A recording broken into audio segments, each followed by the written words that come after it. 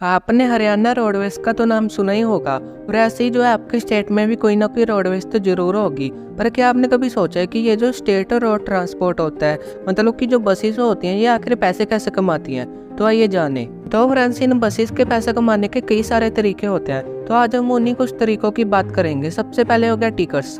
ये जो टिकट्स होता है, ये इनके रेवेन्यू का प्राइमरी सोर्स होता है। मतलब कि ये जो टिकट्स होती हैं, इनसे जो है इनका बहुत बड़ा सेक्शन और रेवेन्यू का आता है। और फिर आ गया पासिस एंड सब्सक्रिप्शन।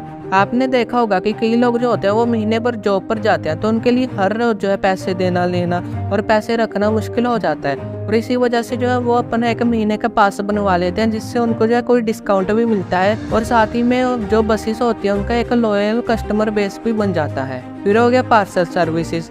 कई जो बसेस होते हैं वो अपने साथ पार्सल सर्विसेज भी प्रोवाइड करती हैं, मतलब कि कोई सामान को लेकर आना जाना, उसके लिए भी वो पैसे चार्ज करती हैं।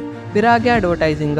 आपने देखा होगा कि कई बसेस के अंदर और बाहर कोई ना कोई एडवर्टाइजमेंट लगी होती है, और ये जो कुछ बसेस में होता है पर उनसे भी उनकी इनकम होती है। फिर आ गया चार्टर सर्विसेज।